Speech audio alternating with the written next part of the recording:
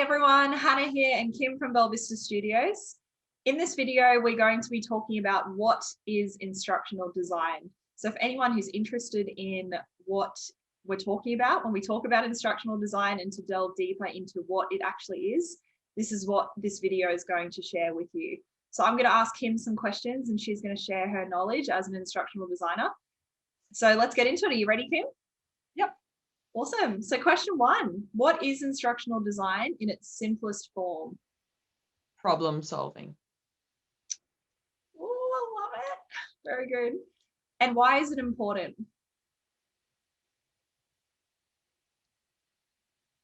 When done well, instructional design solves the right problem and has a big impact on whatever that problem is and making it better.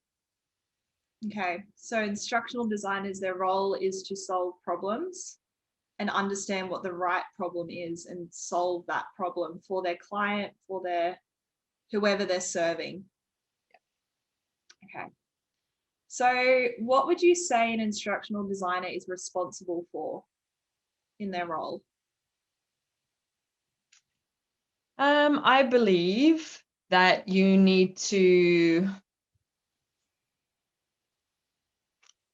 own the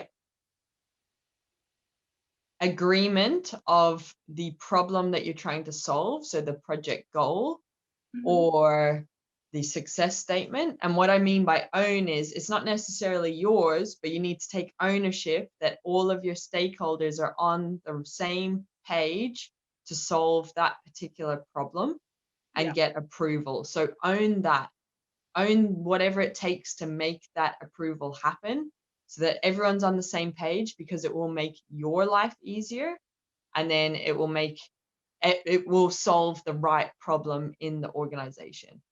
So from there, it is your responsibility, I believe, to use whatever skills, capabilities, partnerships, collaborations to solve the problem. So you do that through methods, skills, you apply things that you have in your toolkit to solve that problem and achieve that goal. And that may look like video scripts, storyboards, face-to-face training, whatever it is. And I guess there I don't want to be too prescriptive, because you have to understand the problem that you're trying to solve, and that's a solution. And the first part of your role after getting a goal agreed on is trying to understand the problem. So you use things within your toolkit. I would point you to our human-centered design playlist on YouTube or the resources on our Creator Hub to understand how to solve the problem effectively. And then from there, we'll evolve a solution, an idea of what the solution could be, which is the third part of what you're doing. And basically, if like you've heard of ADDIE, ADDIE, you're working through that analysis, so project goal and understanding the true problem, and then you're working through that as well. Yeah. Okay. So you're the person, there's people in the world who will have a problem. Yeah. There might be a group of people that need to learn something, or it could just be like any problem in the world from an organization, from within your organization. That person comes to you as the instructional designer and says, hey, sometimes they might say, hey, make this training course, but you as the instructional designer always want to discover what the problem is. So that first bit is what's the problem, and you're figuring that out with the person. Yeah. And then once you've discovered and all agreed on what the problem is, so you have a clear compass for success. Yeah. An instructional designer uses lots of different things in their toolkit to better understand the problem and to create a solution that helps to solve that problem. Yeah. And that could be a training, like a classroom session. It could be a video, could be a script. And it's whatever the instructional designer decides is the best fit to solve that solution, that problem. Yeah. They might not have that responsibility. It might be a co-collaborated thing. So I think that's a great summary. And I would say the solution side of it is it is your responsibility to replicate the real world in your solution. Yeah. And then work with the people you need to do that. So that might be stakeholders, learners, or it is just you. But when you're coming up with the solution, it is your responsibility to replicate the real world, because you have a responsibility to change behavior. Yeah. So sometimes we can get caught up in thinking this with an animation will be the best thing. And stakeholders might say that we want an animation. Is that going to change behavior? Not necessarily. How do you know? It's your responsibility to ask questions and be curious. How do we know that that's going to solve our problem? How do we know an animation will help us achieve this goal? And it's your responsibility to question it and go, well, if I want to change behavior, is this the best way to do it? What would it look like in the real world if someone was doing it? Well, they wouldn't be sitting there being an animation or watching something. That's more an awareness piece. So that's where I'd kind of use what does it look like in the real world? And that helps guide you to create a solution. Yeah. I love that. But Cool. I guess it depends as well, because so that's the core of an instructional designer. But then it looks like if you're in a team, if you're solo, if you have a consulting business, whatever, then you take on project management. Is that part of your role, or is someone else holding those responsibilities? Are you the e-learning developer as well? Are you the designer as well? So it can expand, but that, I think some instructional designers wear many hats, but the core of the responsibilities is solve the right problem and replicate the real world through the solution that you create. Yeah, love it. That's really good. Very well summed up. What's the difference between an instructional designer and an e-learning developer for people that don't know? I would, in the simplest form, instructional designer is the problem solver. Yeah. And articulates how to solve the problem. And an e-learning developer executes on the how and creates a tangible output. Love it. I'm trying to keep it I guess, skeleton language in this one, because we get caught up in all the different things like e-learning, and should it be articulate, and should it be captivate, and should it be an animation? What tool should I use? And blah, blah, blah, blah, blah. All of that is fluff. And if you really want to know what instructional design is, you need to hear the skeleton core things that we're trying to tell you here, because then you don't get overwhelmed in your role. Yeah. So you're a problem solver. That's all you do. Solve problems the most effective way that you can. An e-learning developer, a designer, a face-to-face trainer, you're an executor of a tangible product to implement it into the real world. Yeah. Love it. What are we have spoken about it, but what are some examples of what an instructional designer would make, just so people understand what the output would be or create? It could be a poster, it could be a job aid, it could be, and a lot of this could just be in a Word document, right? And then whether it's you or an e-learning developer or a graphic designer or someone turns it into a pretty poster, but essentially you are coming up with the content, the need to know information that is turned into something. So it could be in a PowerPoint to begin with, a Word document, could be pen and paper, could be developed straight into a tool like Articulate Rise. And then the content is turned into a tangible product, which may be a book, a blog, a job aid, an infographic, an e-learning tool, a video, an animation, a face-to-face training, a blended solution, a coaching experience, a process, a flow chart, a principle, or what do you call them? A policy, a procedure. Yeah. Anything that helps someone do something differently. It communicates how this problem can be solved. Yeah, love it. And what skills do you think an instructional designer needs to have to be successful?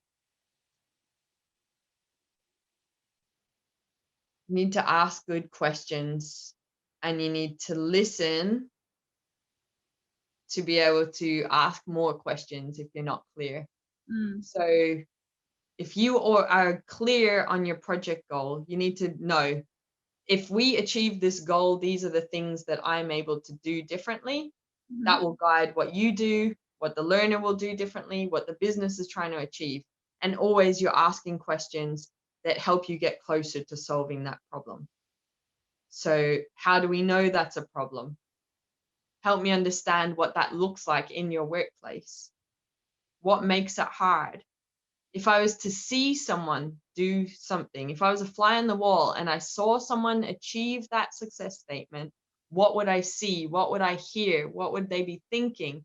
What would they be saying? So there are some of the questions that you would be asking. So you need to ask good questions, because as a problem solver, you are just extracting information. When you extract the right information, you don't have to create anything from scratch. You get scenarios, you get quiz questions, you get real world application, and you basically just massage that into your solution. You never have to type anything from scratch. You ask the right questions of the right people, they give you what you need, and you just transform it into something useful. Yeah, love it. Is there any other questions you can think to ask? No, I think you've covered it. I think that's good for this video with what instructional design is and keeping it. I think if the 2 resources I'd point you to, actually 3. Kathy Moore Action Mapping, it's a blog, Google it, brilliant. It will give you 5 questions, actions and behaviors, challenges, what makes it hard from a knowledge, environment, skills, and motivation perspective, right? So Kathy Moore Action Mapping, you have to get across that. Number 2, if you want to develop, when I talk about real world solutions that replicate the real world, you want to have a look at Allen's interactions. And they have a CCAF model. Actually, we have a video on that because we interviewed them, and they talk us through it. But they have a blog as well. It's context, challenge. No, is it challenge, context? What, I can't remember now. Damn. Context, activity, challenge, and feedback. Yeah. And that helps you design a real world scenario, a real world activity to help your learners. It's a framework for you. It's brilliant. Yeah. And then the third thing is our human-centered design resources. Yeah. That will give you the questions to ask. There's the YouTube playlist, there's the stuff on the Creator Hub. You need to check out those 3 resources I'd point you to. That's what we just rinse and repeat. Everything that we're preaching comes from those things. Everything that we execute for our own solutions comes from those 3 things. Yeah, love it. So that'll be in the description. Sorry, just for everyone listening, that will be in the description. So Kathy Moore Action Mapping, Allen's Interactions, the CAF model, and Human-Centered Design are the 3 awesome models, resources that you should be using as an instructional designer. And you also mentioned ADDIE early on. So do you think that's something good for people to learn early on in their career of instructional design, just to understand the process? Yeah, you can, if you need like step by step. I guess the benefit of that is just breaking down. Create this, your stakeholder says, do this, create this solution, create this training, blah, blah, blah. And you're like, it's so overwhelming.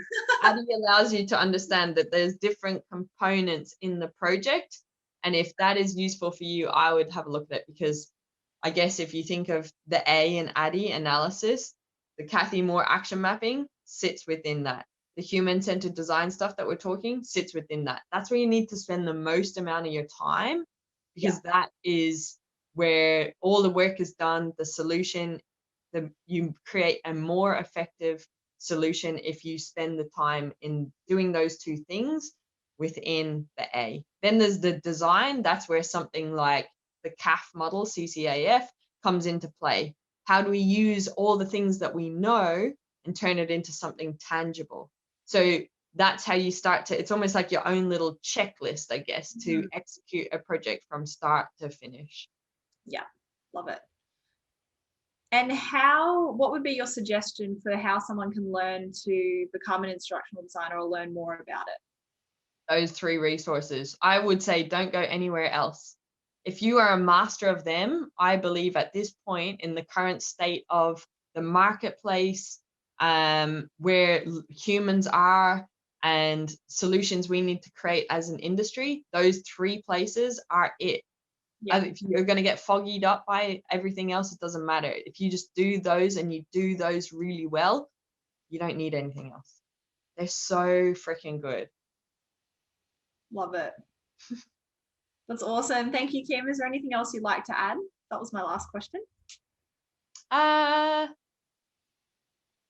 Stop consuming information, just go execute and experiment if you want to be better as an instructional designer. Yeah, that's where I'll leave you. Love it. Thank you so much, Kim, and thank you for everyone for listening. We hope that that's given you more insight into what instructional design is. There's some amazing resources that Kim has mentioned, so check out the description and enjoy learning more about it because it's an absolutely awesome career. We both love it. Yeah. So yeah, and check out, Kim did say don't consume a lot of content, but if you are ready to look further, our YouTube channel has so much. Like we just talk about all things instructional design, but I think listen to what Kim has said, follow, like look at those 3 main things, and that will give you the foundation for instructional design. And then you can continue your journey in the future. Yeah, if you're looking for the stakeholder management sort of stuff, that's where the YouTube, I think, comes into it. And I guess some of the stuff on the Creator Hub. We're telling them too much now. Yeah. You already have your actions. Go do it. Bye. Bye.